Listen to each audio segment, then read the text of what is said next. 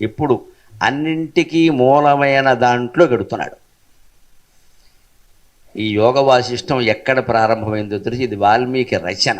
అసలు కథ ఎక్కడ మొదలవుతుందంటే, రాముడికి 13 సంవత్సరాల వయస్సు, లక్ష్మణ భరత శత్రుఘ్నులు కూడా అంతే. వాళ్ళ మధ్యలో ఒక్కరోజు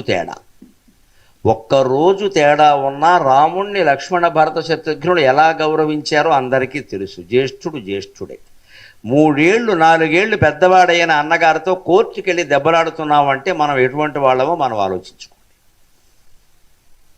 నాకు రావాల్సిందే నా సెంటు భూమి కోసం అన్నగారిని వేసి పారేస్తా అవసరమైతే.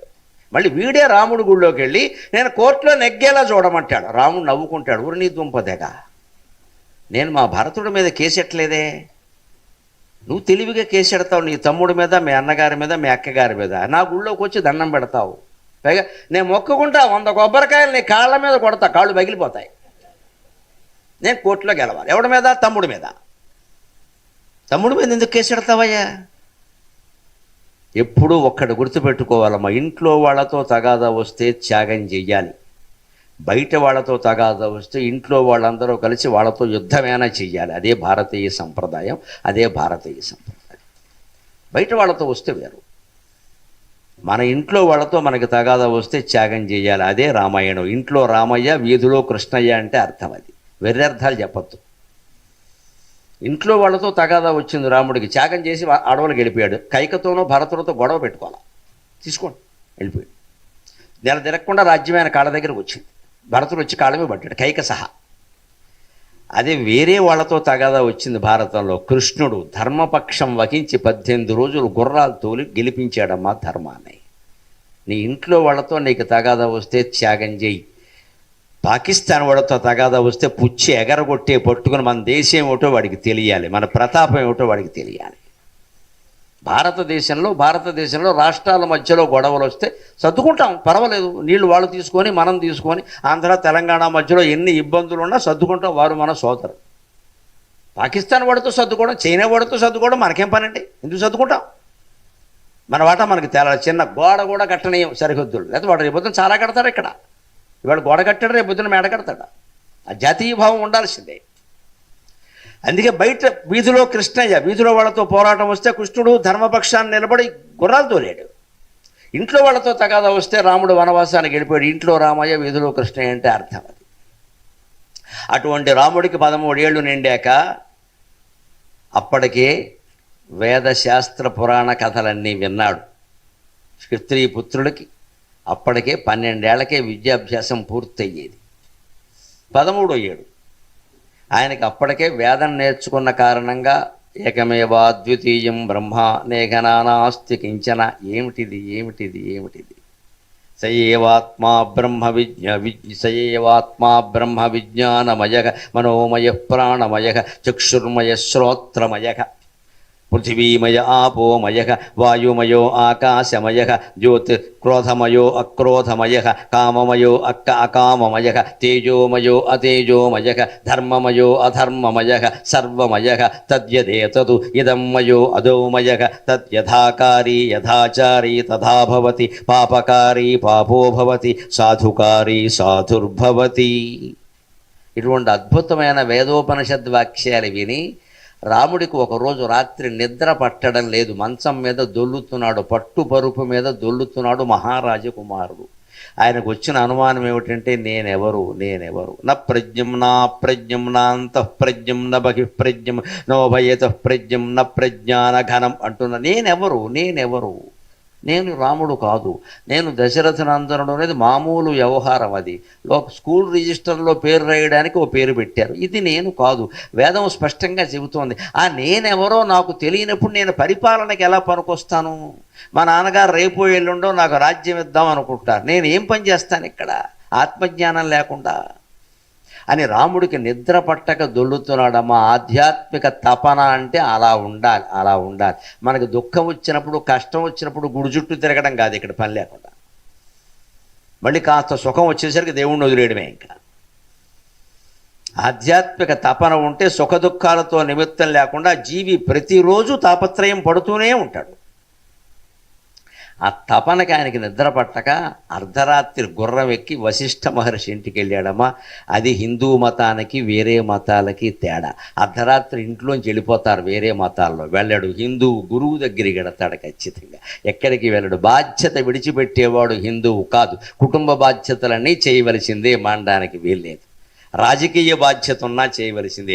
ఎలా చేయాలో తెలుసుకోవడానికి అవసరమైన గురువులను సంప్రదించు, అంతేకాని వదిలేస్తానంటే ఎలాగా?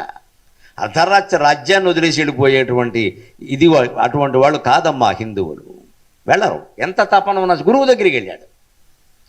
వశిష్ఠ మహర్షి ఆశ్రమం ఎక్కడుండేది తెలుసుకోవాలి. అయోధ్యలో లేదు, రాజుగారి మందిరం పక్కన లేదు. రాజుగారి మందిరం పక్కనే వశిష్ఠుడి మందిరం ఉంటే వశిష్ఠుడు భోగలాలోచన అవుతాడమ్మా.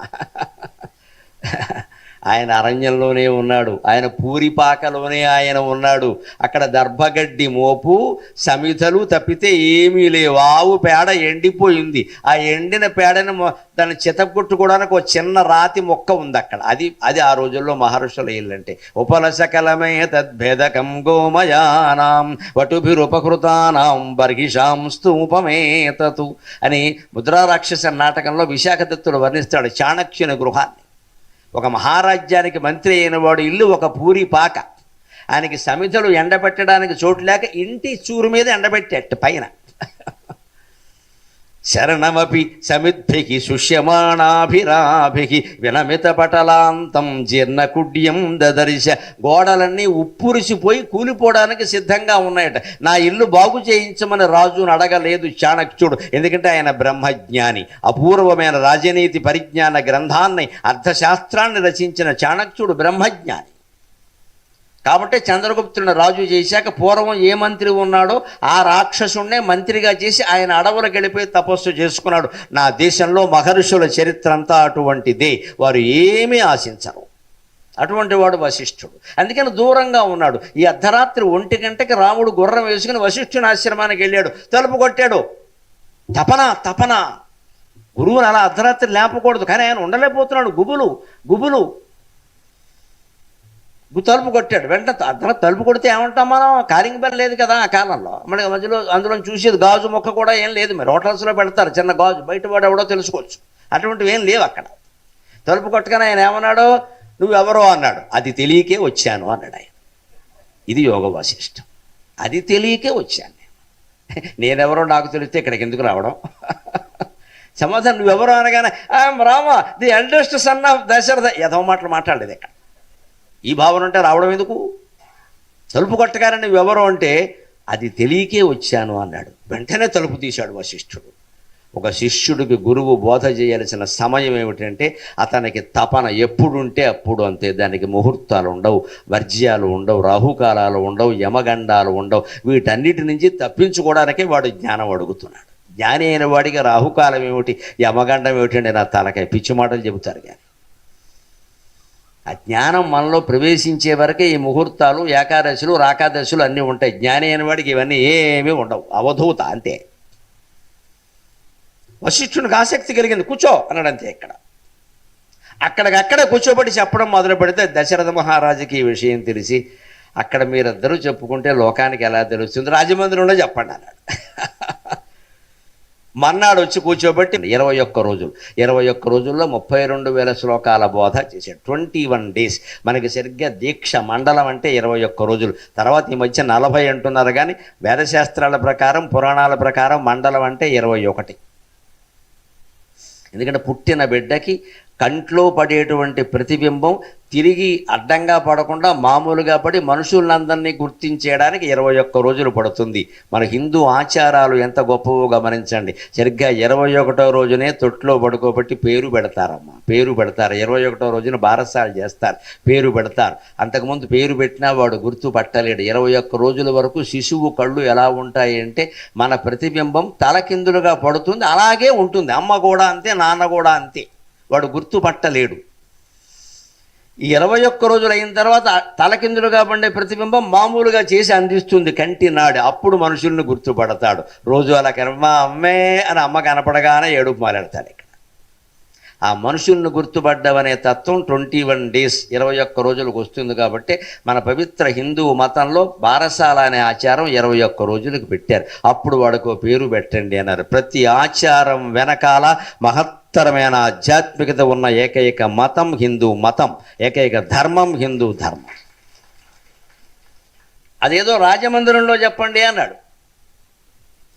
వశిష్ఠుడు రాముడు రాజమందిరానికి వచ్చారు. లక్ష్మణ భరత శత్రుఘ్నుడు కూడా కూర్చున్నారు. ఈలోపు పిలిచినట్టుగా వచ్చాడు మహర్షి. ఎవరు? వశిష్ఠునికి బద్ధశత్రువుగా భావిస్తారు, కానీ పరమమిత్రుడు విశ్వామిత్రుడు వచ్చాడు. అప్పటికే బ్రహ్మర్షి మహాతపస్సు చేసి క్షత్రియుడై పుట్టి మహాతపస్సు చేసి బ్రాహ్మణుడుగా మారాడు. గమనించాలి, హిందూ వ్యవస్థలో ఉండే కుల వ్యవస్థ. నీ పుట్టుకను బట్టి కులం ఏర్పడదు ఖచ్చితంగా. గుణకర్మ విభాగశః అని భగవద్గీతలో చెప్పాడు. నీ చూసే వృత్తిని బట్టి నీ గుణాన్ని బట్టి కులాన్ని నిర్ణయించమని చెప్పాడు ఖచ్చితంగా. చాతుర్వర్ణ్యం మయా సృష్టం గుణకర్మ విభాగశః. ఈ శ్లోకానికి మలయాళ స్వామి విశేష వ్యాఖ్యానం చేశారు. మీరు చదువుకోండి, ఆయన గ్రంథాలు జరుగుతుంది.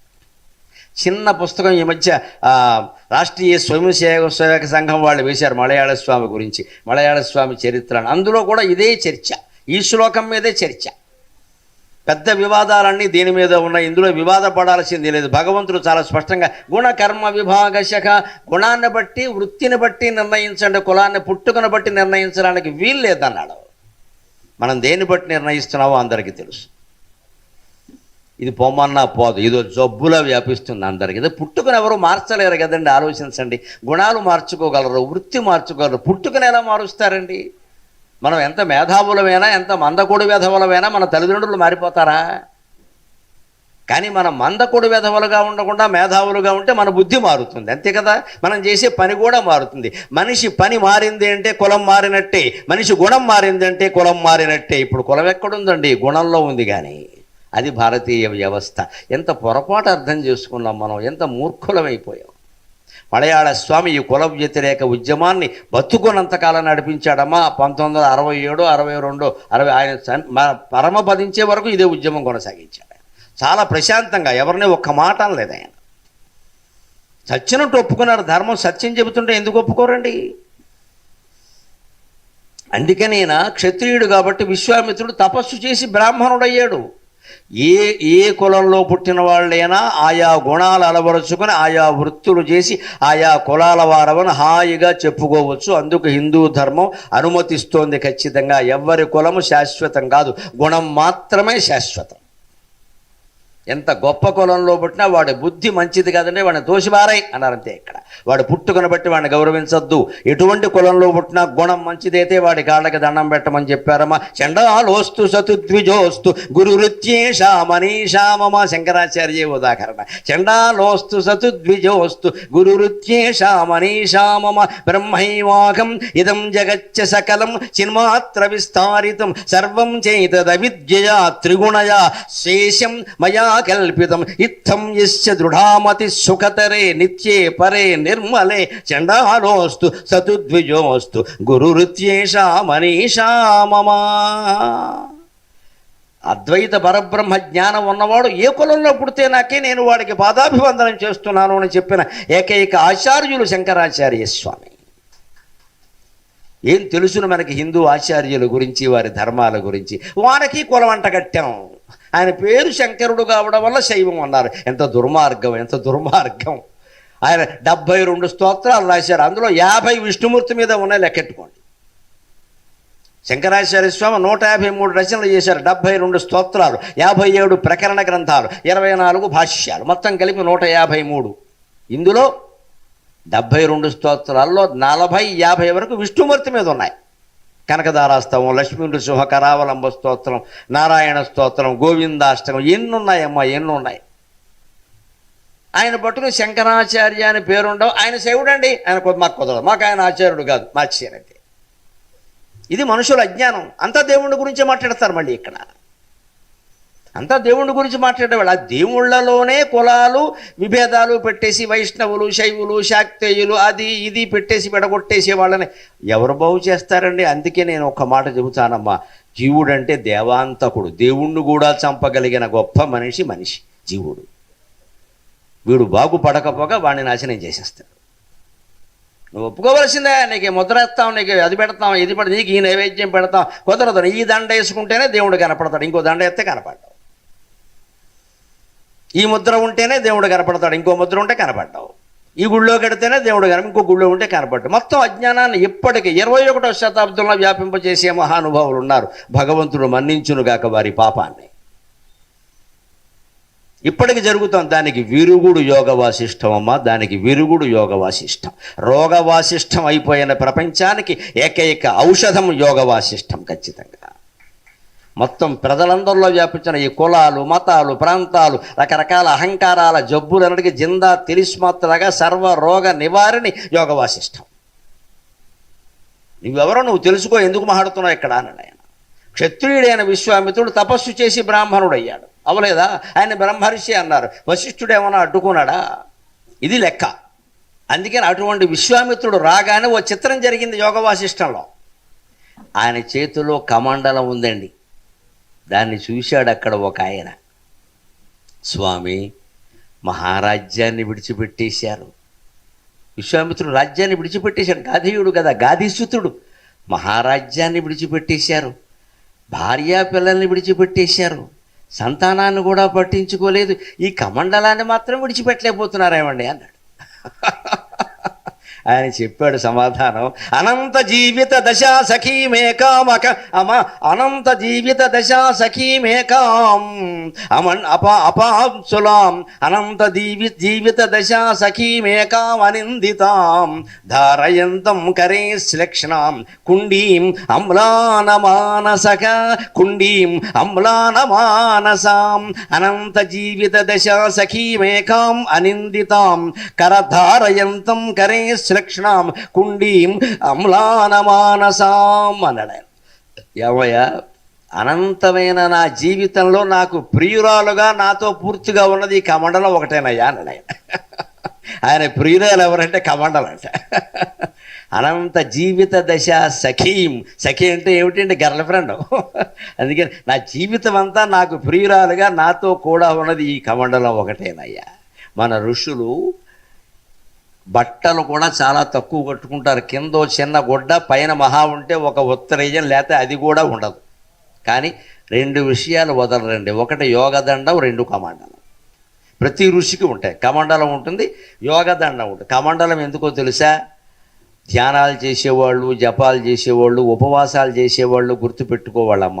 కటిక ఉపవాసాలు ఎప్పుడూ చేయకూడదు. 2 గంటలకు ఒకసారి 1 గ్లాసు నీళ్లు తాగాలి ఖచ్చితంగా ఉపవాసం. దానికి దోషం ఏమీ లేదు. సలిలభక్షణంబు సమ్మతంబు అని భాగవతంలో చెప్పారు. ఉపవాసం చేస్తున్నామంటే 2 గంటలకు ఒకసారి 1 గ్లాసు నీళ్లు తాగాలి. ఇంకా మళ్ళీ అన్నం మానేసాం కదా అని చపాతీలు, ఇడ్లీలు కొట్టేయకూడదు ఇక్కడ.